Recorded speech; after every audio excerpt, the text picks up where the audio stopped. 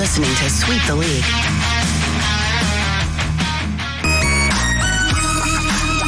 Hey, this is George Iceman Gervin, and you're listening to Sweep the League Radio.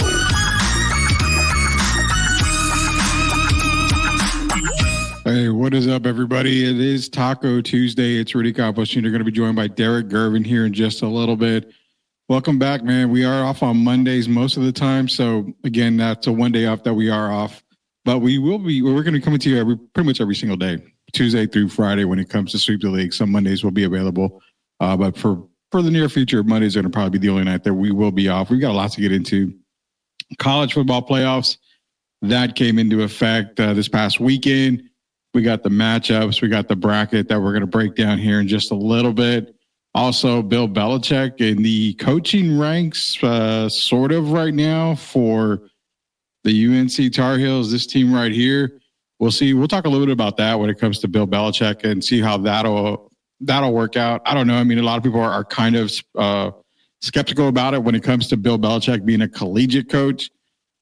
In some ways, it'll work. But I think in most ways it won't work. So we're going to talk about that, plus a whole lot of other stuff, man. Are the Eagles collapsing after what A.J. Brown said? We told y'all at the beginning of the season, before the season even started, Coach Gio, Derek, myself, we brought it up to you guys. It's coming full circle now. We just got a whole bunch to get into. Appreciate everybody joining us here for Sweep the League. Leha's in here. Shout out to MCS General Contracting, Chris Leha. It is Tacos Tuesday. What's good, brothers? How's everyone doing? Everybody's doing good, man. We're going to bring Derek on right now. So be sure to join us. Appreciate it, Leha. Get MCS, man. Hopefully, you're making the right call, and it's the only call to MCS General Contracting. Contact Chris Leha and the boys. They're going to take care of you right away. Every time, all the time, the first time. No mistakes, 100% backed by Sweep the League. And the Blue Devils, you made a comment earlier, Tim, about Blue Devils and Incarnate Word. You can't get happy about a victory over Incarnate Word, man. It's a pretty inferior team right there right now when it comes to D1 schools. Let's get it. That's definitely Jacob Eric. What is up, Chuck Vans? We got the Chuck Van Show. Me and Chuck did a show. We're going to do another one here. I'm going to get in contact with Chuck. We got to do another show. That Rock and Roll show was awesome. And we barely scratched surface on Rock and Roll. Shout out to Chuck Vans. Transfer portal's out of control. Malik Murphy is in the transfer portal. Yes, he is. And Chuck Vans, go Ducks. He's going for Oregon. We're going to get into some college football playoff talk right now. That's going to be the first thing we're going to get into. But before we do, we got to bring him on. The man, the myth, the Hall of Famer himself, Mr. Derek Gervin, sporting the Sweep the League shirt. What is up, Derek? How you doing there, sir? I'm good. How are you? I'm good. First, I want to say hello to everybody. Happy holidays. And then I got to quickly go into Tim. I know you love the Duke Blue Devils, and I guess you were a little nervous at halftime, 28-21 over Incarnate Word, but in the second half, your team came to play. So I want to just give a shout-out to Duke, and I also want to give a shout-out to UIW because that was a big game, even though they lost. To even have Duke on your schedule is nothing but a step forward. Yeah, it was, I get it. Tim had made the comment that it was going to be a blowout and everything like that, which kind of expected. But at halftime, I tweeted to, well, it's actually, I don't know what you call it on X anymore, but on X, I posted the halftime score. And I said, yeah, it's not much of a blowout right there. But, of course, that was just the first half, man.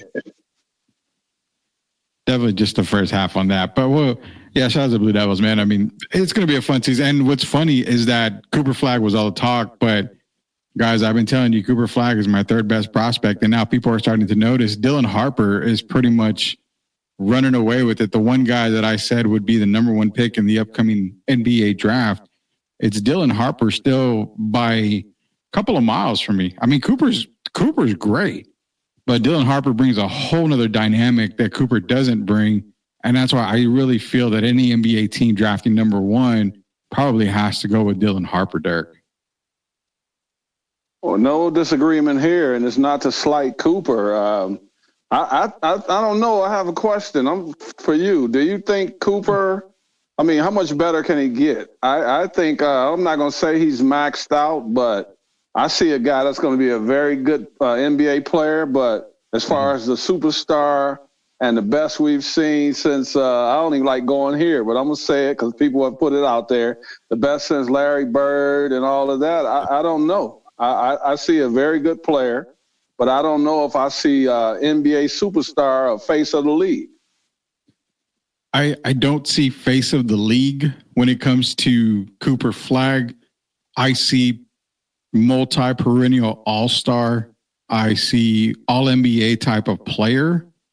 But face of the league, you know me, Derek. I don't throw generational talent, that word out there, that phrase. I don't throw it out there very much. I still don't put Victor Wembanyama in the generational talent just yet. I mean, I don't. I don't really use that word a whole lot. It's very few out there that I use it with. But I don't see that with Cooper. I can really agree. I think what you see from Cooper now, you're probably at 70% of what you're going to see in the NBA. You're going to see some more. He's going to bulk up. He's going to be a big time threat, but I see perennial all-star. I don't see multiple MVP player. Maybe a one-time MVP player, but I don't see the face of the face of the league or anything like that. That's just my take on the Cooper Flag thing. Do you remember? I think we had this conversation before. Do you remember Matt Harpering? Yeah, perfect example. Yeah, I see a Matt Harpering possibly combination, Matt Harpering and hopefully a deadlift shrimp combo maybe. Yeah, and if he's that, then to me he's had a very, very successful NBA career. And the young people, the people that don't know who Matt Harpering is, they can look it up. Very athletic. Very good finisher around the rim, very good on the perimeter. And then you got Deadlift Shrimp, who's a guy that can handle the ball, a really good passer. So if Cooper could be anywhere near those two, to me, he'll have a very successful career. I think with Cooper, Derek, I like the Matt Harpering, obviously former Orlando Magic, great Georgia Tech player. And Detlef, I think he's going to be better than both guys, but would you possibly put him at the Lauri Markkanen type of player? Because that's kind of that's the vibes that I get right now. Probably star, all-star, better than Lauri, but I get the vibe of a Lauri Markkanen, maybe a step further than Lauri. Well, different type players, and then you look at it, he's a lot bigger than Lauri. So I look at it, if you look at it, Lauri has the body of a Kevin Durant. Yeah. So if you look at Cooper's, and he's going to put on a little more weight, muscle, weight. He's going to bulk up a little more when he gets to the pros. But the reason I mentioned deadlift is because Cooper is a guy that can get up and down the floor. And I believe if you needed him to be that type passer, I think he'll be capable of that as his career goes on. And I've mentioned Matt Harpering because Matt has kind of got the same body type as Cooper. But if he can be a mixture of those guys, I think he'll be better than both. But if he could be a mixture of those two guys, I mean, that's a heck of a player. Yeah, I mean, like I said, he's going to be an all-star. I see him as an all-star. You saw what he did against Team USA during the trials, when they were practicing against Team USA. He held his own, and I love what I saw from him there. But the more I looked at it, the more I saw there's better players out there in college basketball and even international, to where it made me think Cooper's not a run. He's not going to run away with the first pick. There's no way. You're seeing even Ace Bailey right now, ranking him. I'll probably go Harper, Flag, Bailey, interchange Bailey and Flag every now and then. But I mean, you got VJ Edgecombe, you've got a lot of other guys in college that are start to climb up that board. And I mean, does he drop a whole lot? I have no idea right now. I mean, you're not seeing the magnitude of what everybody expected Cooper Flag at Duke to be. So does that hurt the draft stock? I have no idea. I really don't, because there's nothing that is making me pound the table and say, he's got to go number one, period. There's nothing telling me. And I don't even have the intensity of putting him at 2. And there's times where I look at it, I don't know if I have him at 3, to be honest with you. He's the popular choice. But I know as it gets closer to the draft, hey, Dylan Harper has it in his genes, man. His dad was a really good player. I wish people could really saw Ron Harper before he got injured. You're talking about a totally different player. As great as he was with the Chicago Bulls, he was an even better player when he was with the Cleveland Cavaliers. Oh, yeah. And so I think Dylan Harper, from what I've seen, is going to be one hell of a player. And we see Rutgers is already happy with the two guys they have. and when you look at Mr. Knuppel, is he going to take away some of Cooper's shine as the season goes on with Duke? Yeah, I is it fair to say? And again, I'm not just saying it to say it. I'm asking this as a truthful type of question. But is Knuppel more viable in the NBA than Cooper? Like his game? Well, I think it translates a lot better to today's game.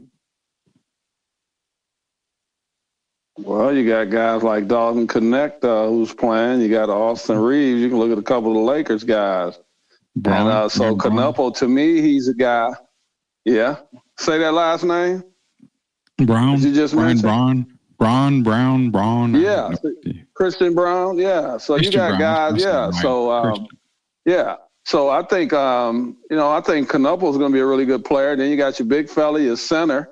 Who was kind of working UIW over in the first half. The young fella, how old is he? Like 18? Yeah, he's like 18 years old. So he was doing work on so you got a couple guys. Sometimes when you have that many really good players, it could take away some of your limelight. But we know Cooper is the popular choice. So we'll see what happens as the season progresses. He actually played pretty good, not just tonight. The game before, I think he had like 20 points, 12 rebounds. So you can see him improving, and I know he'll continue to improve, and we just have to let the season play out. But it's not going to be an easy decision when that time comes.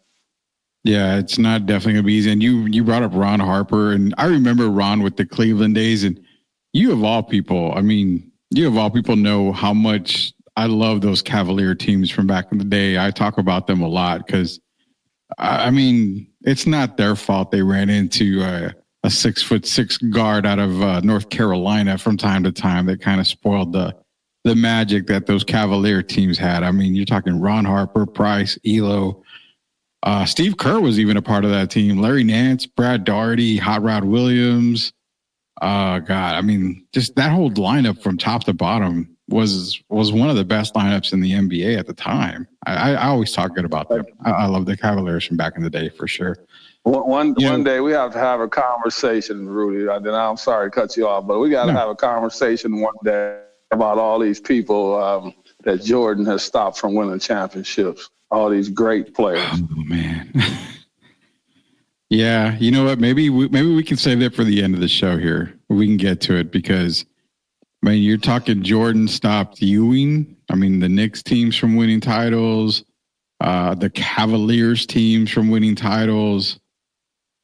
That stacked Phoenix Suns team with Barkley, that was another team that was a title contending team there.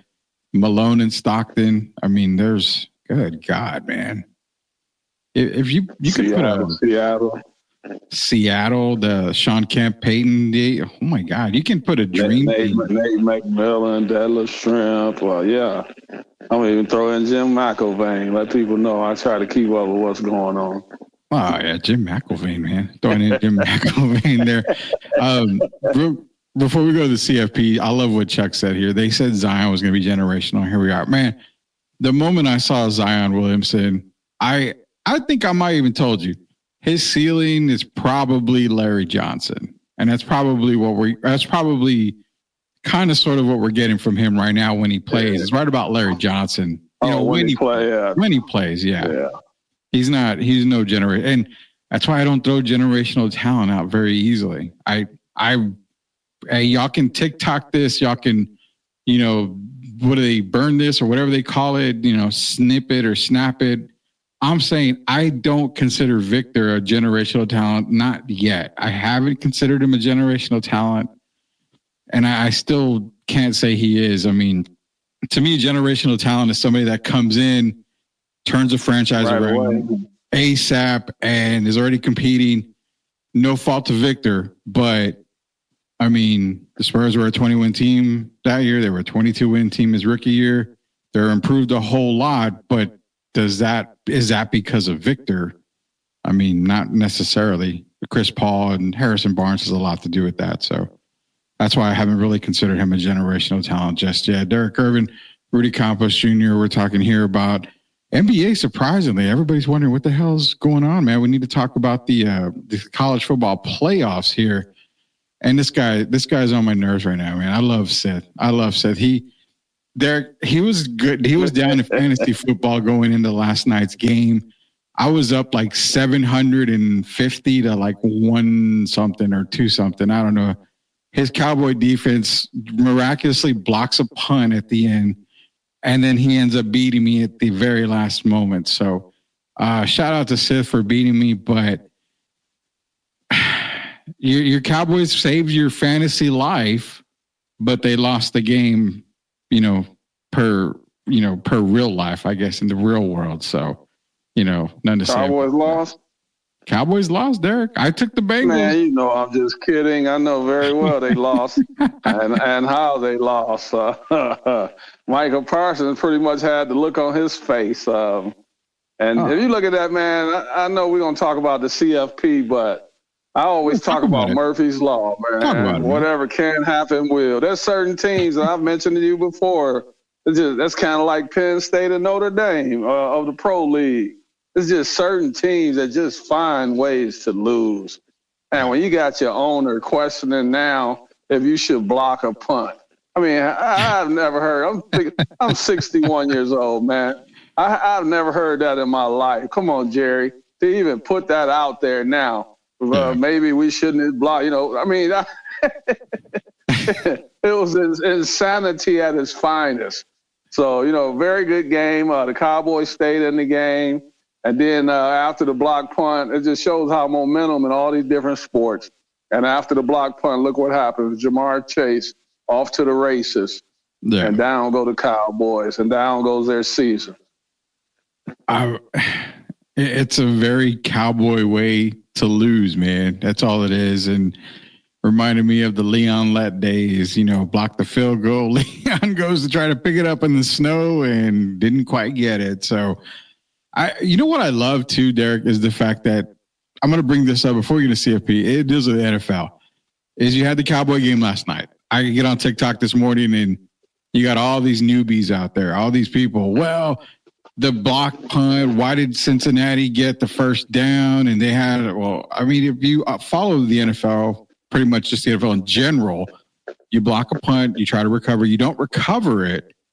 And if the offensive team recovers it, it's basically a first down. I mean, the ball just doesn't change possessions. It's a loose ball. So it also reminded me of your Detroit Lions this past week, where Jared Goff stumbled, fell to the ground while handing it to David Montgomery. Montgomery got the first down. Lions win. So again, get on TikTok, get on any platform, and you have people. Jared's knee was down. It should have been done. It should have been Packers ball. Again, it's not college. College football. If your knee is down, you're down. In the NFL, you have to be touched. You have to be touched. I know that. Come on. And then I got into it too with somebody because he says, and I'm sorry to cuff. I know this is a kid show, pretty much kid friendly, but the guy says you are a bullshit liar because in the NFL, what is the whole taking a knee thing? The play's dead there. I said, I understand that. But when you take a knee in victory, it's already known that you're taking a knee and the play is over. At that moment in the game, it's not victory formation. The play is continued. That's just an NFL thing. Just look at it this way. If Saquon were to be out there running by himself and he done broke through the offensive lineman and everything, he's off to the races. No one's touching him, and he falls down on his own. Tell me why he wouldn't have a right to get up and run when no one's touched him. Exactly. I mean, that's not that difficult to figure out. This is not college football. This is the NFL. Yes, he slipped and he made the handoff. Yeah. Any football person that keeps up with it knows that you just continue to play. And Jared Goff did. He got the handoff, and then we won another game. But you have to know the rules before you do all that arguing.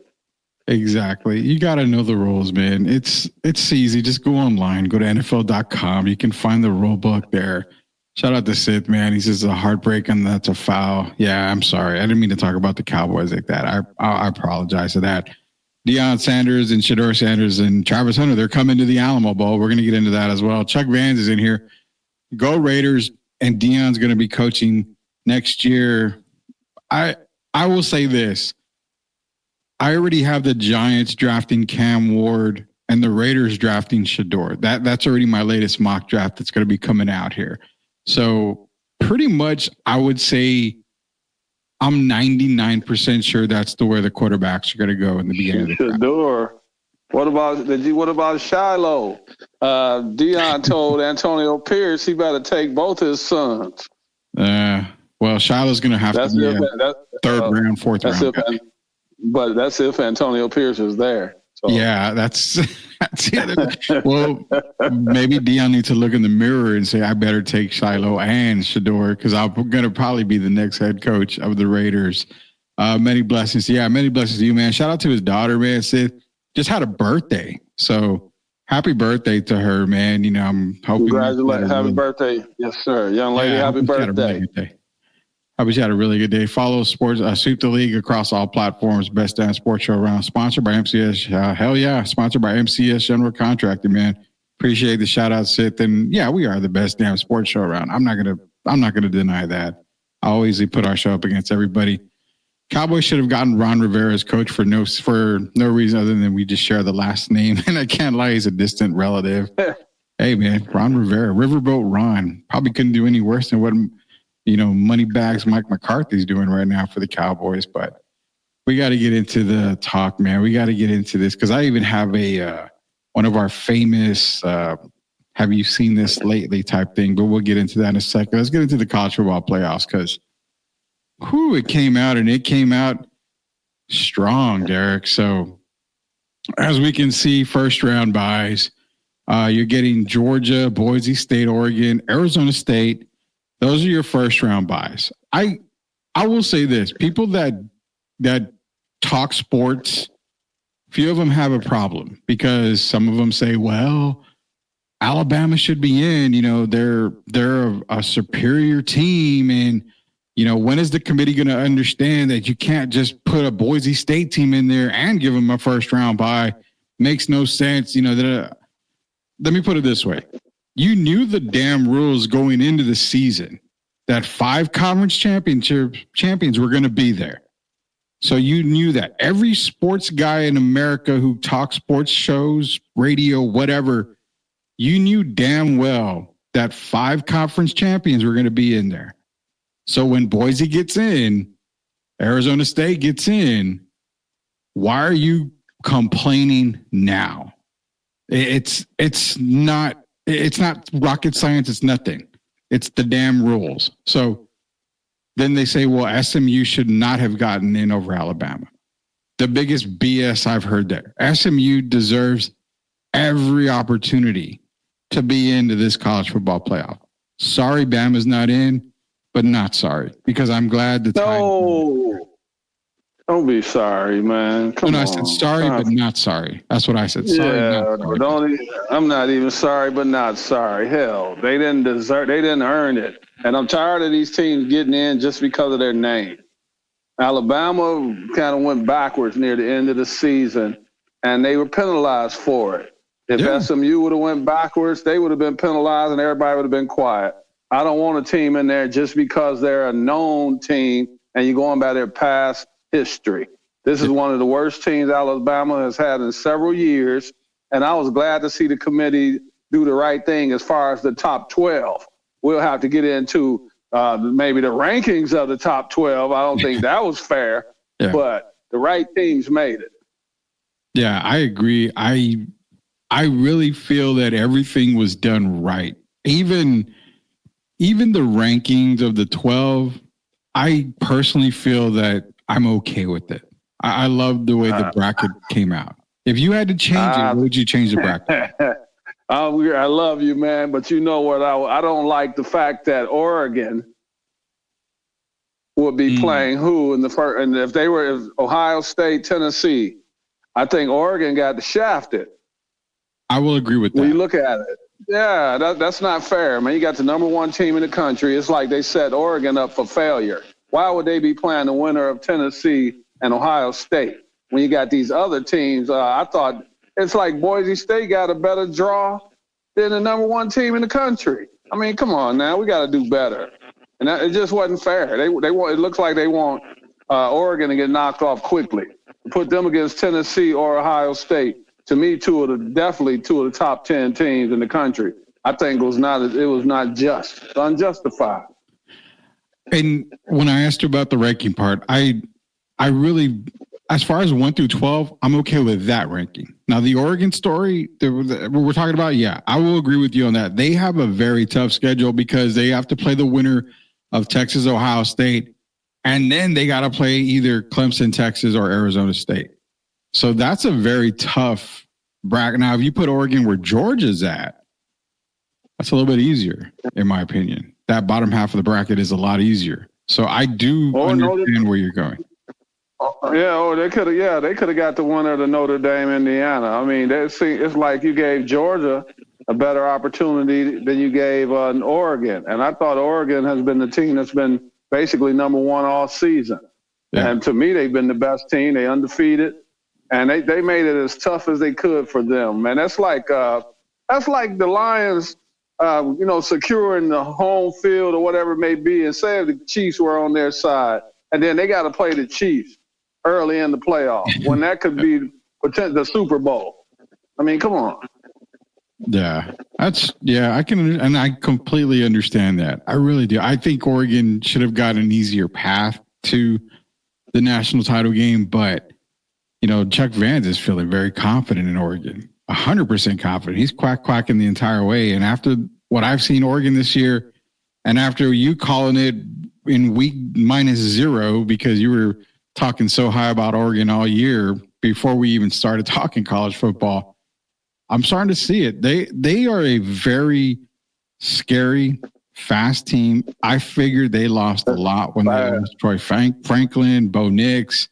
I thought, okay, it's going to take a couple of years for Oregon. They're part of the Big Ten. It's going to take a little while for Oregon to adjust. They lost Lanning. They didn't lose Lanning, but I mean, it's going to take a little bit of time, and there's no time at all. They just continued on left and right, man. Saban is smirking right now. He is. If Nick Saban is the coach of Alabama, Alabama gets it. Yeah, but Nick, and then who's that other guy? Paul Feinbaum must be on their payroll as well. He gets millions from Bama. Oh, man, if I hear Paul one more time try to justify why Alabama could have made it, even though they got beat 24-3 against Oklahoma, a mediocre 500 Oklahoma team. And it's all about what have you done for me lately, right? Yeah, it really is about what you've done for me lately. So Alabama didn't deserve it. No, he did. And shout out to JD Wyatt, man. Southern Fried Sports, great podcast, great content. You got to check him out on YouTube. Just go to YouTube, search Southern Fried Sports, JD Wyatt. He's in here. Texas got a better draw than Oregon with 12th ranked and 16th ranked team. It's weird. I hate this system. I completely understand the frustration on that. Chuck Vance says Oregon's going to win anyway. I'm telling you, Chuck is very confident in that, man. He heard Saban was waiting in Deborah's office yesterday morning joking. Yeah, that would have been crazy. Gamecocks had a better resume than Bama. It should have been SMU versus South Carolina for the last slot. We were talking so big about South Carolina, man. So big about South Carolina. I think South Carolina, I wouldn't have had any issues with them jumping into the college football playoffs. But nonetheless, Derek, the bracket's out. So what we're going to do right now, we're going to go bracket busters here. Who we got? Now, obviously, we got Clemson and Texas. Now, Texas has looked terrible against Georgia. I mean, basically, Texas has been outcoached. I'm not going to lie. They've been outcoached by Kirby Smart. Now, you and I were texting Sarkisian. Is Sark the new Ryan Day? Hey, can he win the big game? Well, so far he ain't won the big game yet, and it's kind of concerning going up against Clemson with Dabo. And I mean, Clemson hasn't been looking great all year, but it is college football playoff time, and you can always get that turn of the key, and Clemson can start revving up the engine. How do you feel about this Clemson-Texas game? Because you and I both picked Texas to win the national title, and I'm kind of scared right now going in. I would probably still take Texas because it's in Austin. Texas? Yeah. If you were to ask me after the first half, if you called me after the first half against SMU and asked me, I would have clearly said Clemson. But they kind of let their foot off the gas pedal. I won't even say they let their foot off. I think that SMU came out and played fantastic in the second half. So I saw some holes in Clemson's game, and they're not the Clemson that we've been used to the last several years. I'm gonna take the Longhorns and win that game, especially because they're playing at home. Yeah, I think I'm going to give Austin, Texas, the benefit of the doubt here. I think Texas will win against Clemson being, because now if it's on a neutral field, I probably would take Clemson on a neutral field. Yeah. I definitely like Texas on that matchup there. Tennessee, Ohio State, very interesting. Very, very interesting. I know JD's in here. Ohio State, Tennessee, good matchup. So I'll talk about the Notre Dame matchup. But Tennessee, Ohio State, this is a game I can't figure this game. This is going to take me a while to get this game. I know it's on December 21st. I have a little bit of time to study it. But if I'm picking right now, and I'll be honest, we're going to do this whole pick 'em thing again later before the game start, because this could change a whole lot for us. But we're kind of just doing a rough draft here. If I'm picking right now, which we are right now, I'm going to go Ohio State on this one. I think Tennessee puts up a lot of points, but I think Ohio State gets this victory in a close fought match right there. I don't know. Is Ohio State's defensive line going to step up? That's going to be the question. If I had to pick right now, I would pick Tennessee right now. I just think I think in the second half of the season, they played a little more consistent than Ohio State. Ohio State's been lucky to get by several games, kind of like, if you look at it, caught up to Miami, didn't it? Yeah, it did. And it kind of caught up to Texas against Georgia. So right now, I'm going to say Tennessee. This break, I think, helps Ohio State more than it helps Tennessee. But if I was picking today, I would take the Vols. I love this comment right here by JD, because this is exactly how I feel. I'm giving him the applause.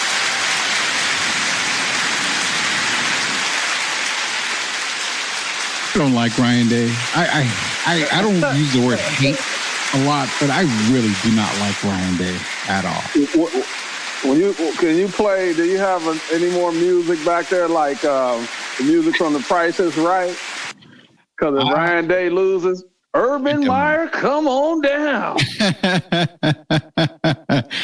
Man, I don't have that because we'll get copyright infringed, and I can't afford to get copyright infringed again by playing some of that music. I did it for you.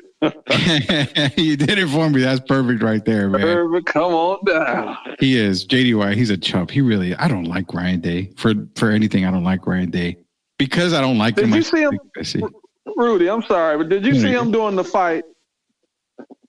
Did you see him doing the fight? Yeah, I did. I saw him during the fight. What was he doing, man? Absolutely nothing. I mean, I don't know if the guy was shell shocked. I don't know, but I don't think he handled that situation like a coach. And I'm sure they're calling for his head right now in Ohio State. So if they were to lose that game, I would not be surprised at all. And I'm telling you, if they were going in playing this weekend, I would have Tennessee as the victor. Yeah, I love it, man. He says he'll pay our fine if we play the Price is Right theme song and come on down. I'm going to have to start downloading it then. I know, until we make some money on YouTube, which hopefully is here pretty soon. That's why he's a chump. That's why he says it, man. Ryan Day. I don't like him. And you're right. I think if Tennessee wins, he gets fired. He has to get fired. There's no Jerry Jones in Ohio State. So he can't be, well, Mike McCarthy, we still believe Mike. No bullshit. Ryan Day's gone. If you lose to Tennessee, you're gone. There's no doubt about it. You can't beat Michigan, obviously. You can't beat Tennessee in the first round. You're at home at the Horseshoe. You're gone. No doubt about that. Moving on. SMU and Penn State. Cool game. I love this game.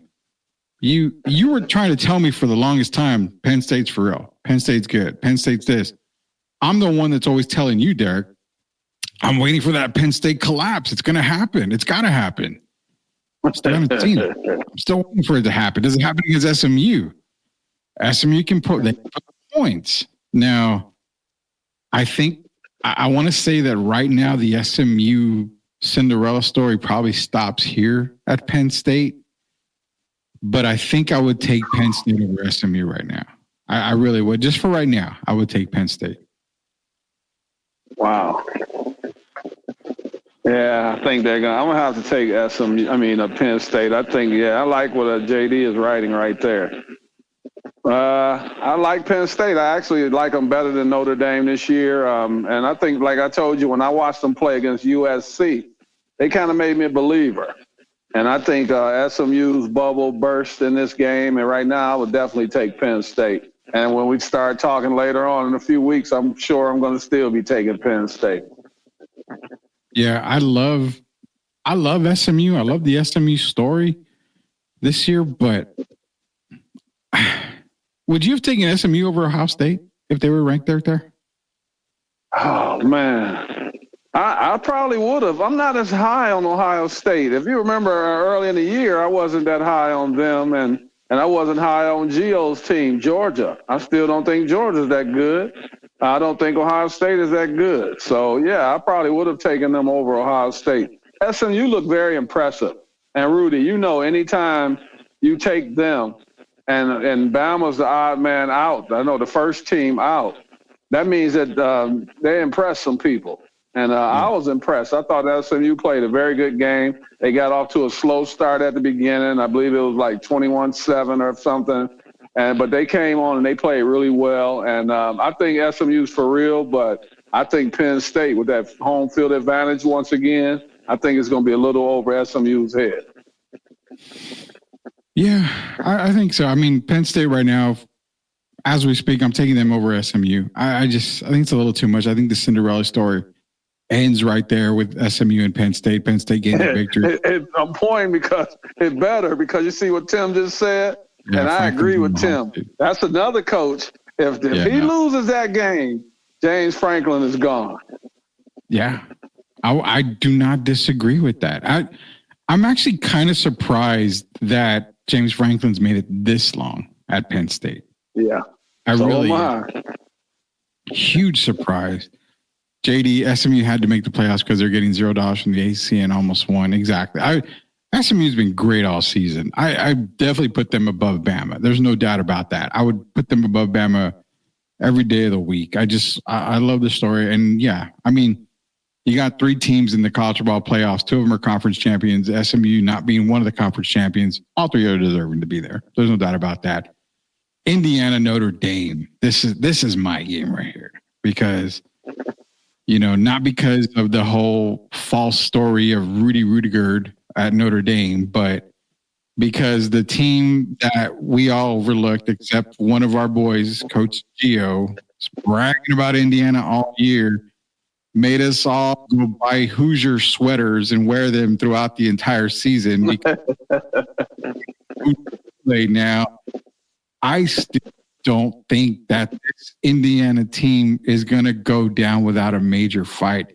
I still have Indiana beating Notre Dame, and I don't know if I'll change. I'll change that. I think Cignetti got to Ohio State, completely understand, and like I told you before, Derek, when you're a championship contender and you're a boxer, you're going to get hit. You're going to get knocked down a couple of times. Ohio State knocked them out, knocked them down. You know what? They got up, but they got knocked down 3 times. That was over. It was done. TKO. What that did was made them a little bit stronger. Why? Because everybody kind of felt, well, they're going to come against Purdue and they're going to – no, they blew the socks off of Purdue the very next week, and you could see the pissed off look in their face. That's going into the CFP. I have Alabama. I have Indiana just beating Notre Dame.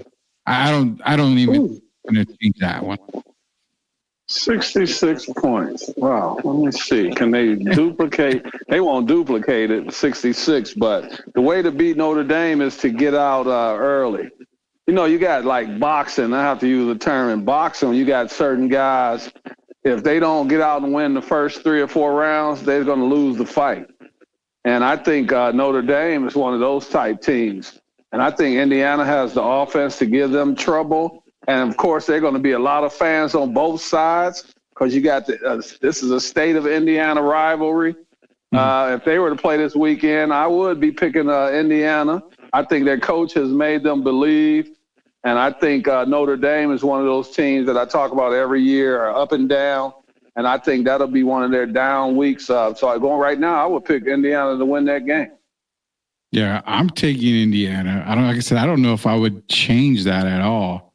The most undeserving playoff match of all time, Indiana, Notre Dame. I kind of like I said, I just think that Indiana is going to come out strong against Notre Dame. Moving to that second round, man. Texas against Arizona State. I'm not gonna lie to you. Arizona State, they're just looking. They're looking really good. I don't even know, really good.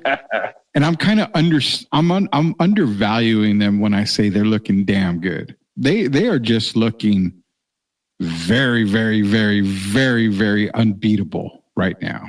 I mean, I cannot wrap my head if they can beat Texas because a big part of me says that they can beat Texas. Scatterboo is the running back who I say is going to be a Dallas Cowboy.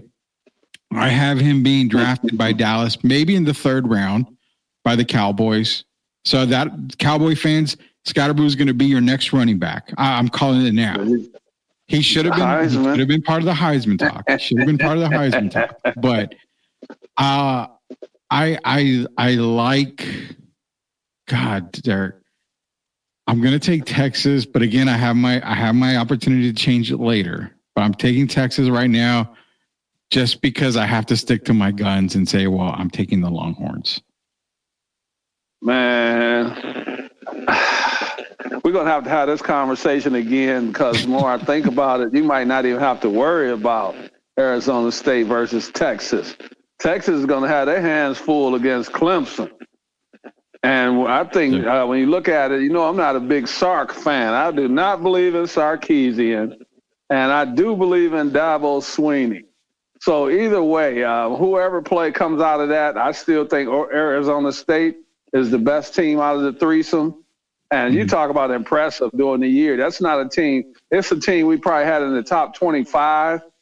But to play the way they've played as the season has gone on, man, Arizona State right now is probably one of the best 4 teams in the country. Yeah, I would say so. And not even going by the rankings. I'm just saying, looking at the eye test. Yeah, I would say so. I really would. And that's the reason why I said I don't know if I can comfortably take Texas. I really don't. A good thing is that we don't have disappointing, Rudy. The last month of the season, Texas is even in their wins. And then, if you remember, I told you the first time I had problems when I got a little nervous is when Sarkisian went to Arch Manning in the first Georgia game. Yeah. And then before the game was over, he went back to yours. Yeah. To me, that kind of tears the locker room up somewhat, and I don't think they've recovered from that. And it's been disappointing because I had higher expectations for Texas. I thought they would be right now. I thought a few weeks ago that Texas and Oregon were the 2 best teams in the country. But if I'm looking at it right now, hell, I might say that Oregon and Arizona State are the 2 best teams in the country. Yeah, I'm not gonna fight you on that. I'm really not gonna fight you on that. Man, you know what? Like I said, look at things. We're gonna revisit this one later on because if it is Texas, Arizona State, I might flip a coin and just let the coin Rudy, decide. they don't dominate the line of scrimmage like we're used to with the Longhorns on both sides of the ball. Yeah, they don't. And when you don't do that, and they're not like a team that's going to put up 100 points like Indiana did against Purdue. And so, I mean, they showed a lot of flaws. And this is not the time to be showing your flaws. And I still don't even know if they're going to get by Clemson. I hate to say that, but Dabo has his guys, they believe. And, they were fortunate to win their last game. But, I mean, that's what it's about. You win and you advance. So we'll see what happens. But I'm not as sold on Texas as I was a month ago. Yeah, I really am not. Yeah, this is going to be a tough one for me. Hopefully it won't have to make it, but I'm pretty sure we are. It's going to be Texas and ASU. And I'm going to be like, great. Can't really do that here. You had Tennessee against Oregon. I had Ohio State, Oregon. I don't care if it's Tennessee. I don't care if it's Ohio State. Oregon's going to win that matchup. The Ducks just look ridiculously good, man. And there's no way I can see them being beat. I'm taking Oregon, regardless of who it is. You're not going to get any argument from me. You already know. I think Dan Lanning is one hell of a coach. And I told you at the beginning of the season that Colorado better be happy that Oregon moved on, because I know Dan Lanning was going to be ready to smack Deion's team all up and down the field. So right now, I still think Oregon is the best team. I don't see that loss coming in the next after the Ohio State Tennessee. I think they're going to wear each other out. And I think a fresh Oregon team wins that, whichever one they were to play against. So I'm taking Oregon. Taking Oregon. Okay. I'm taking Oregon too. There's no doubt about that with Oregon too. Like I said, I can't see anybody beating them there. They're fast. They're like the Flash, man. I mean, they are really. Them in Arizona State. I'm telling you. You name two teams that are left right now that are faster on both sides of the ball than Oregon and Arizona State. It's quick. It'd be cool to see Arizona State and Oregon. That would be a really cool matchup. I like that matchup right there, which could happen. I mean, technically it could happen. Shout out to JD White again, Southern Fried Sports, man. Go check them out. Y'all be blessed. Right? Same as always. Yeah. JD, appreciate you joining us every single time, man. Penn State and Boise State. Now, I love Boise, and Derek, I love them enough to take them over Penn State. I really do. I love Boise. That one I would have to go with Penn State. I'm glad that they kept Boise State in the top 4, but I love Genty. I think he's going to come up short in the Heisman winning and the votes. He'll finish second, but I think Penn State has enough overall to beat Boise. And the reason I say that is because I told you earlier, if you take Genty off of that team, they're just a mediocre team. And I think Penn State has enough to expose that, and I would take Penn State to win that game. Taking Penn State to win, yeah. I mean, I love Boise, so I think I'm sticking with Boise on that one. I don't know, man. I something about that Boise State team, man. The running Ashton Genties. I'm telling you, I kind of like them right now. Here we go. Georgia. For me, Georgia, Indiana. And I think you took Indiana as well. I firmly believe that Georgia's not that good. I'm taking Indiana. On this game right here, I take Indiana 100% of the time on this one. Notre Dame and Indiana winning playing Georgia. Oh, man, I hate to say this, but I'm going to take Georgia if they were playing Indiana. I think the lights are kind of too bright this year. I love their coach, but I think they're a year away. So I would take Georgia. I think Kirby has proven who he is, and he'll have his team ready. And I would take the Bulldogs. Taking the Bulldogs? Okay. I mean, I have no qualms about that at all. I just like Indiana. I love Indiana this year. I don't know. Georgia's going to get the love. They're going to get the love. They've got a great coach, Kirby Smart, but I mean, hey, Rudy, Ray, not to cut you off. Yeah, I have to kind of reevaluate and see how these next few weeks go, because we know, didn't Mr. Beck get injured? Yeah, he did. Yeah.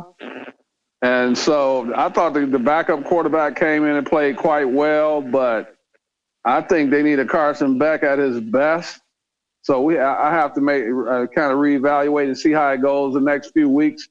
It didn't look good for him. And I don't even know if he'll be able to come back and play. So if he weren't able to play, I might have to take Indiana when you don't have, what you used to all season. And he's been the guy that's been behind center. I think that would hurt them. At what time does it usually hurt you? Come playoff time. So we have to see what happens as far as his health. But if he's not healthy, then I'm definitely taking Indiana. Yeah, I don't know if Beck's going to be healthy when it comes to spouse. He should be. I mean, it didn't look good. Fine. I don't know. It didn't. That kind of injury, it didn't look good. And I mean, that's going to take a while. That's a big question. It didn't look good though when he had to lead the game.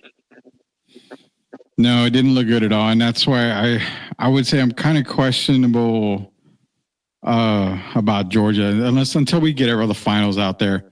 Nonetheless, man, got the Final Four. Rudy, you need him at 100%, because when he's 60%, he's not that great. First of all, no. You definitely got to have him at 100%. He's almost Kirk Cousins-like. Not that bad. I won't go that far. 0 touchdowns and 8 interceptions.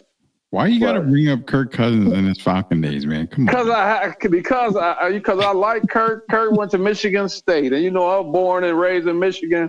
But I can't remember the last time I've heard a quarterback in the last 4 weeks have 0 touchdowns and 8 interceptions. I think that's a first for him. Wow. It sucks he's doing it in a Falcons uniform because it's not looking very, very good. And I already texted you and everybody, it's Penix time. I need me some Michael Penix time. But you're paying Kurt so much damn money. It's like, you really can't. But Rudy, how do your own family, I mean, it's hard for them to even support that. You're talking on the pro level, and Kurt's making all that money. 0 touchdowns and 8 interceptions. Yes, it's time for a change. It's time for a massive change, man. Massive change. Oh God. I was hoping you wouldn't bring up Kirk tonight, but we'll talk about Kirk. Not right now. We're going to get on through this other stuff here. Last things first. First thing last. So you basically got, possibly Georgia, Indiana, Boise. I have Boise. I think you had Penn State going. We both have Oregon. The Final Four, just to move it on quickly until we get our picks in, we get the brackets in going and everything. Is it safe to say out of those Final Four that Oregon's probably going to be your national champion? Because for me, from what I've seen, barring injury, I would say the Oregon Ducks are probably going to be your national championships. Would they meet? Would it be possible for them to meet Arizona State in the finals or the semifinals? Semis. It would be Arizona State and Oregon in the semis if they meet. So that the winner of that is my champion for the 2024 season. That's a tough one, but to me, those are the two best teams right now. A lot of people might disagree, and that's fair, but Oregon or Arizona State for me. I would say so. Personally, I think it's going to be Oregon. Wouldn't shock me if Arizona State got through Oregon. And as a matter of fact, I'm going to go ahead and say 100%. I agree with you. I think it's going to be either Oregon or Arizona State, whichever team comes out of that side of the bracket. And to be honest, Eric, it's whatever team comes out of that side of the bracket. That's probably the strongest part of the bracket is that top part. So I will say that whoever comes out of the bracket from that part is your national title winner. I would put a little bit of money on that. Say a gambling man, that would probably be the national champion will come out of that side of the bracket. That's Remember, I told you But if you remember, I told you I was worried about that one off week that Oregon could have. Yeah. And to me, if it were to happen, it would be against Arizona State. Could hard year to go undefeated, man. It's so hard to go undefeated, and man, it's so crazy, man, because you're right. It's so hard to go undefeated, but Oregon just hasn't. I haven't seen them even have a slight hiccup on the season. That's what worries me. Man. That's what worries me. Then you finally get tested. That's what worries me right there. Yeah. Did you see that Heisman polls, though? You think that hiccup could be Arizona State? I don't think it'd be any other team. I think Oregon beats every other team in these brackets. The only one that even give them a run, I think, would be Arizona State. Oregon, I think they're too quick for Georgia. I think they're better than Texas. I have them over all these teams. I think those are the two best teams in the country right now. I know a lot of people like, man, you can't say that because they're not the popular teams. But I'm looking at my eye test. Yeah, that would be their biggest game would be against Arizona State. So it depends. To me, the winner of that is going to win a national championship. There you go. Okay, there you go. I'm not going to argue with that at all. I mean, I told you the winner's going to come out of that side of the bracket. There's no doubt about that. I will definitely say that. So we're going to do more of our college football playoff coverage here. Once, the games get started, we're going to make our final picks coming up here. The 21st is when we get the ball rolling. Actually, the 20th and the 21st when we get the ball rolling. So we're going to get our picks way in before then. So unless we're going to move on, we got a couple minutes left here. Our boy, Billy Belichick, pretty much accepted the job at UNC.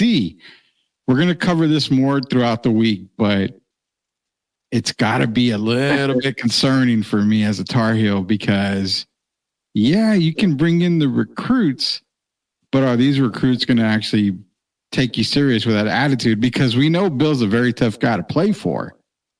And if you're a 5-star recruit coming in, Bill can get you to the NFL, but can you survive Bill / Bobby Knight type of college coaching? I don't know, especially about this generation. Did you see his interview? I did not. I will comfortably say how professional. One thing I will say, it brings notoriety to you immediately going to play for North Carolina now. And he talked about in the interview how it's going to be a professional setting. It's basically going to be an NFL type program from top to bottom, but on the college level. And that made me kind of say how many guys are going to be able to deal with it. Kind of reminds me a little bit of when Deion cleaned house. Yeah. And some guys left on their own because they knew it was a new regime. I don't know, man, how many people can put up with it's a different environment from college and the pros. And listening to Bill talk in his interview, he does have a ticket to getting you to the NFL, but that's if you're good enough. But I mean, you have to have a certain disposition to play for Bill Belichick, and it's going to be interesting to see how that turns out. There's some good and there's some bad in that situation. Yeah, it's going to be kind of weird to see how that's going to work out. I don't think it will work out, to be honest with you. I hope it does, but I'm definitely not going to keep my fingers crossed for that. I don't see Rudy it at all. What's up? He didn't sound like he's going to change. Sometimes you have to adjust to the times, right? Yeah. And it doesn't seem like he's going to adjust who he is for the betterment of the program. So that's going to be interesting, man. He does have an avenue to get you to the NFL. I mean, he's won 8 championships. But on the other side, ridiculing college players is not the same as when you're dealing with these guys that are getting paid millions of dollars. So, yeah, that's going to be something to keep our eye on. It's going to be very interesting. Yeah. Now, before we go, man, we're going to do our caught off guard moment. We didn't get to the Philadelphia Eagles and a couple of other things, but I got to get Derek's caught off guard moment on here. So here's our caught off guard segment.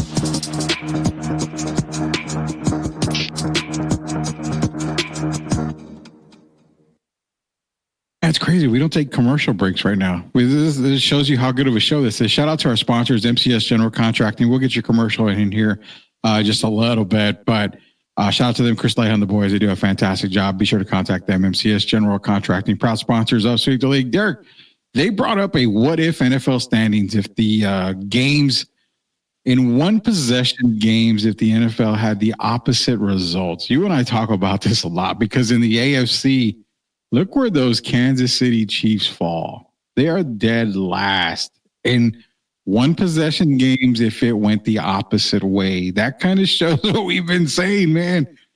They've been playing with fire the entire time, the entire season. They are the best, 12 and whatever record they are right now, team in the NFL, but they're the luckiest when it comes to that. This is crazy. I brought up, and that's why I wanted to get your caught off guard moment. How do you feel about this right here? I mean, look at the Jets there, and then the Jaguars. I mean, holy cow. Well, one of the smallest big words is if.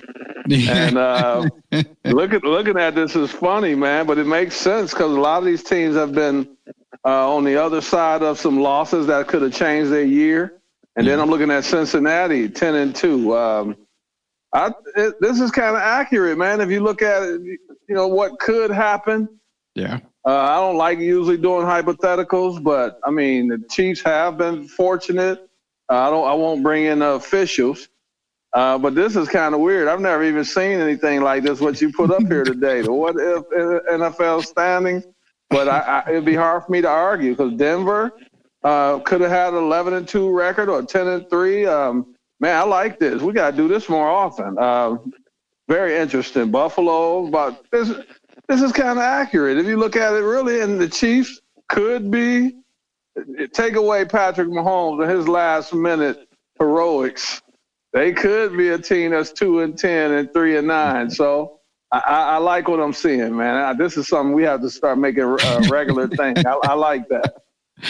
Yeah, I was scrolling and it came up and I thought, even my Lions, because if we don't make some of those first downs on fourth down, yeah, we've been fortunate somewhat with Dan Campbell, some of his decisions, and we know some of his decisions cost us last year. We dropped a couple passes as well, but yeah, we look at it, the Lions have been fortunate. So yeah, I like the what if NFL standings, man. Hell, I like that. That's big time. Well, the one guarantee is that the Cowboys suck either in reality or fantasy. They suck either way. 4-8. Well, when you got your leaders aren't really leaders. Yeah. And then we know the Cowboys have been banged up all year. But when you got guys like Micah Parsons, CD Lamb, something has to change in Dallas. I don't know I still say they should retain Mike McCarthy, to be honest with you, but if they don't, then go out and get Mike Vrabel. But you got to start getting some guys that act a little more mature than they've been acting. Kind of like that team you brought up before we pulled this up, the Philadelphia Eagles. Oh, the Eagles? Yeah. That's crazy because, if you remember, when we did our NFL preview, we all said there's going to be a time in the season where Philadelphia is going to have some issues. Because there's too many divas in that locker room. Jalen Hurts, Brown, Devontae Smith. You're adding Saquon Barkley, who's technically not a diva-like player, but there's only one ball, and it can only get passed around to so many players. So you started to see that. A.J. Brown came out and said, basically talking about Jalen Hurts, the passing game. And here it is. We said at some point throughout the season, it's going to come out. And this diva personality is going to come out. You're starting to see it in the Philadelphia locker room. That spells doomsday for teams. Rudy, I liked his point, but I don't like the way he did it. Not right now. That's something you could have handled in-house. you won the game. They won 9 in a row. And so it kind of makes you look selfish when you start talking about, passing when you're a wide receiver. But then on the other end, they have struggled in the passing game. And Jalen Hurts was asked about it. And I don't know if you saw that interview. He gave a one-word answer. Should this be talked about 13 weeks into the season? His answer was a flat-out no. Yeah. So there sounds like there's some friction going on between him and A.J. Brown. Of course, one of the other players came out, and I didn't think what he did didn't make it any better either. He started talking about the personal relationship between A.J. and Jalen Hurts, how they used to be really good friends. And so now that seems to be fractured right now, and certain things that go on that should be handled in-house. And when you do it this way, that's a way of tearing up a locker room, and especially who wants to do that when you're won 9 games in a row? This just didn't make sense. So you could have the same conversation, but it needs to be in-house and not out in front of the public. 100%. That's the problem. Is I was hoping that we were wrong on that. Now it's starting to come out, man. It's going to cause even more friction. Who knows? Now, what I don't see getting reported, and we'll make this the last point. What I don't see getting reported, Derek, but I know he goes home pissed off after a game. I guarantee you, Saquon Barkley driving home is pissed because he's having an MVP caliber season. But you know what? He would already be catapulted in the MVP category with Josh Allen, probably even higher than Josh Allen, if he didn't have to give up all those 1-yard touchdown runs to Jalen Hurts. You went out and got Saquon freaking Barkley. So that tush push didn't have to be necessary. But I get why they do it because it's impossible to stop. But again, if you're Saquon and you're thinking, man, these touchdowns, these 3, 4, 5 touchdowns that I could add to my resume, what the hell's going on? You got to feel like he's kind of seething underneath it. And if they were losing on the season, I'm pretty damn sure he would be speaking up. So now you got the Saquon thing, because who doesn't want to win MVP? I mean, it's human nature. It's a and then bonus. you got your receiver talking after you won 9 in a row. And I mean, we know their passing does have to improve. I believe Jalen had like 108 yards. Yeah. But when you start bringing that kind of stuff out, and then it's going to lead to questions about Nick Sirianni's control in the locker room. So now that's another issue. You have another player coming out talking publicly about the friction between Jalen and AJ. I mean, that's too much when you won 9 games in a row. And near the end of the season, as we wind down the last 4 games, these aren't things that should be talked about publicly. It's not the time. And that's what tears the team up. But, I'm not too upset about it because I am a Detroit Lion guy. Oh, I know that. And the Lions are just going to continue on. I can't wait till we talk about Lions and Bills this week because it's going to be fun. Didn't expect Buffalo to lose this past week, but they ended up losing to the Rams, which I don't know if that's a good thing or a bad thing for Detroit coming in, which you did say that if Detroit was to get a loss, it would be good to get that loss this weekend against Buffalo. So I kind of can understand it this weekend. A Buffalo win over Detroit makes a lot of sense for Detroit to get that loss in, before the playoffs. Did Josh cement his MVP in a loss? Man, yeah, I would say so. Six touchdowns? Yeah, I would say so. I don't have anybody remotely close to him right now, to be honest with you. And not even Saquon? Saquon is second, but without that's where it comes in. If he gets those tush push touchdowns, I mean, then that touchdown total goes up. Then it makes a better case for Saquon to say, okay. But then he comes back to this. If you take Saquon off the Eagles are still going to win some games because they've proven they can win some games without Saquon, beforehand. If you take Josh Allen off of the Bills, you're looking at, a very bad Buffalo Bills team. So are you telling me Joe Burrow is second in the MVP voting? Oh, man. Well, you said take a certain player off the team. I truly have Joe Burrow probably third or fourth right now. Take him off of Cincinnati, though. Oh, God. I mean, terrible. I mean, they're bad. He's still on if you look at it, he's on a record-setting pace with some of the greatest quarterbacks with the 30-something TDs or whatever it may be and the 5 or less interceptions. So if you take him off Cincinnati this year, that you're looking at a possible 2-15 team. What is Buffalo? So though? Well, I know. That's why I'm saying. For me, it's Allen.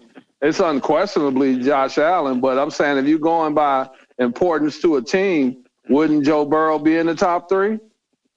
Yeah, I won't doubt that. I won't doubt that at all. I would put him in top. Justin Herbert in the top 5, 4 or 5. I had him at 4 last week. I had him. Yeah. Now, Jared Goff's gone down a lot. He's falling. Yeah. Well, that's because of Montgomery and Gibbs, though. Yeah. I mean, no fault to Jared, but when you've got that dynamic duo in the backfield, there's really not much you have to do. You just kind of got to get, managed again. He's not a game manager, but he just has to manage the game, and that's all it does. I mean, he can be Jared when he needs to be Jared. Let's put it that way. I mean, but when you got that kind of backfield. So Lamar and, let me say Patrick first. So Mahomes, this will be the lowest him and Lamar has finished in the MVP voting in several years. You agree with that? Yeah, because Patrick's definitely not in top 5. I don't even know if he's top 7. Lamar, I would say Lamar. No, I don't even have Lamar in top 5. I have him at 6 right now. I mean, Patrick 6 or 7 or 6 and 8, whatever. Yeah, they down there. Yeah. I mean, you're talking Josh, Saquon, Herbert, Sam Darnold. Goff. You could even put Darnold ahead of Jackson. Sam Darnold. I got Sam Darnold in the top 5. Ooh, man. Yeah. Because for me, my 5 is in no particular order: Josh Allen, Saquon, Joe Burrow, Herbert. Sam Darnold. Yeah, you almost would have to put Darnold up there. Yeah, I would probably have to put Darnold up in there too. I mean, yeah, because there's really nobody else in there that you could probably put. I mean, yeah, I would probably put Lamar 6 and then Mahomes probably 7. And that's Mahomes is just based off of record. That's it. I mean, and Rudy, can we cover this next show? Yeah. You got Sam Darnold, who's possibly, to me, he's the top 5, right? Yeah. And now you got a situation. Do you pay? Does he even get re-signed with the Vikings? He's going to get paid. Yeah. But is it going to be by the Vikings, a team that invested in J.J. McCarthy? So I do want to talk about that because I've got an interesting idea that I've worked on over the weekend. And I'll just say this. If Sam Darnold goes into the playoffs and takes them at least to a playoff victory, I did say that you probably need to shop J.J. McCarthy. Because Ooh. Sam is only 27, I think, or 26. So he's just hitting his prime. Do you really bench a guy and let him go, not knowing what you truly have in J.J. McCarthy? Well, either way, so the odd man out is going to be Daniel Jones. Oh, Daniel Jones. Yeah, he's definitely odd man out. He's been out for a while. He's been odd man for. But I mean, to bring him in, I'm trying to figure out why they brought him in. I know, to me, that was a rental for this year in case Sam Darnold was to get hurt. But moving forward, if you got a healthy J.J. McCarthy, and they invested a lot to get McCarthy That's going to be interesting, man. Because if you see stardom in J.J. McCarthy, do you let him go to another team and possibly regret it for the next 20 years? Well, with me putting my general manager hat on, like I love to do on the show, I'm sitting JJ and say, I appreciate you. We drafted you to be our quarterback of the future. Sam is going to be re-signed. He's going to be our starter. And I'm going to have you accept the fact that you're his backup right now. He's under contract. So, I mean, it's not like if he says, well, I'm not showing up to camp. Okay, no problem. You're still under contract. So you can either not come in and not get paid, but you're not going anywhere else. And if I have to move you, I'll move you and I'll wait till somebody gives me the Brinks truck for you. I mean, what if he outperforms Sam? If that situation were to happen and they go into training camp and he outperforms Donald, then it's a tough decision. But if JJ McCarthy is the better quarterback, then you tell Sam the same thing. You know what? JJ's playing better. He's our future. I appreciate what you did. You can be a backup. We can release you. We can trade you. We can do whatever. But those are the types of conversations that you have to have with the players. And hopefully they and we're having them before Stephen A. Smith and all those guys. Because you already see possible trouble brewing in Minnesota. You do. But all in all, if Darnold wins a playoff game and you're able to re-sign him, McCarthy's under contract. So it's almost like the NBA, where when you're a rookie, you come in, you sign your 4-year deal. Basically, it's 3 years option for the team for the 4th year. I mean, Pop can bring in the number 1 pick, and you know, B-Roy, he could have brought in Victor Wembanyama and said, you know what, you're going to probably be in the G League for the first year. There's nothing you can do about it. I mean, you're just going to have to ride the pine and learn, and that's it. It sucks, but I mean, JJ Arch Manning McCarthy. Oh God, yeah. Oh man, I don't know. I mean, you know what's crazy is the fact that I've kind of been having the feeling that the Manning family, and I'm gonna throw this on an entire year and a half ahead for everybody to understand this. I already feel that the entire Manning family is positioning Arch to wear that star. I really do. I mean, everything points to Arch being a Cowboy when he's drafted. Everything in my stomach tells me that the Manning family is positioning Arch to join Jerry Jones and the Cowboys. I thought that in high school. So it's not just the Manning family, also the Jones family. There's a reason why Jerry doesn't want to win right now. I'm all in. Arch Manning. But I'm not going to do anything to show that I'm all in. I'm just all in. I'm all in on the fact that I'm waiting for Arch to come in, and then we'll revisit that. So do y'all hear that, people? Not Shador. Yeah. Not Shador and Dion. Arch Manning, Dallas Cowboy. I'm almost assured of it. I couldn't see it any other way. Well, here's the fact. Why is he the only Manning to not go to an old SEC school? Peyton went to Tennessee. Eli was Ole Miss. Their pops was Ole Miss. Archie was Ole Miss. So you figured the bloodline, the sports bloodline, had him going to Ole Miss, to possibly Tennessee, or to an old blood SEC school. No. He went to Texas before Texas got into the SEC. He went to Texas. Well, you're in Texas for a reason. You're closer to one Jerry world. So I don't know. I mean, it's connected. Man. Who's going to be his agent? Cooper Manning. Cooper Manning. Probably the best Manning that nobody ever heard of. That's crazy to think that Peyton And I'm serious too. Manning.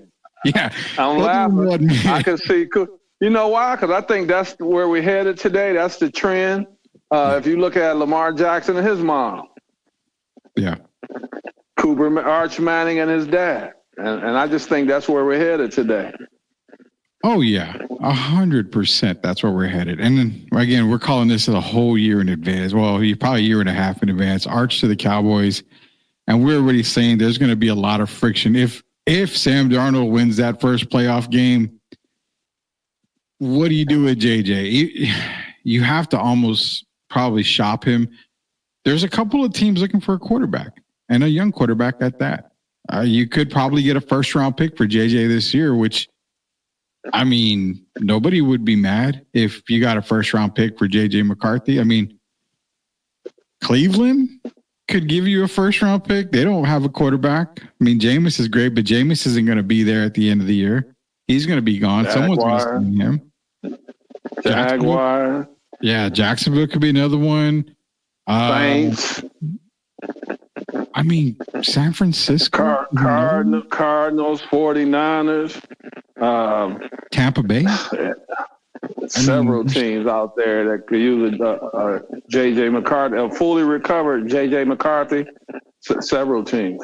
Yeah, and it's probably something that you're going to probably look at maybe happening. It just depends on what the Minnesota Vikings do. But I know one thing's for sure. What we're going to do is we talked a whole lot of you guys. We can get to a whole lot that we want to talk about, but we're saving that for tomorrow's show. We'll be back tomorrow at 9:00 for Derek Irvin and I. We're going to talk some more CFP, talk some NFL. I think the power rankings are going to come out tomorrow from our good friends at Pro Football Talk. So we'll share the Pro Football Talk power rankings and see if we can figure out this JJ McCarthy thing. We'll get another night's sleep in and see if maybe the possibility of them moving on from JJ McCarthy, because it's kind of hard if you've got a top 5 MVP candidate to just say, thanks for your service, bye. He's already got a rep with Justin Jefferson and Jordan Addison. The team loves him. The players love him. I don't think you want to upset both of those guys right now. So nonetheless, man, we're going to talk more about that tomorrow. We appreciate everybody joining us here tonight on Sweep the League. Shout out to MCS General Contracting, Chris Lehan, the boys. Be sure to contact them ASAP. If you need any work done, contact MCS General Contracting. So for Hall of Famer Derek Gervin, pretty accomplished here. Until we sweep the league again, we'll see you later, Knuckleheads.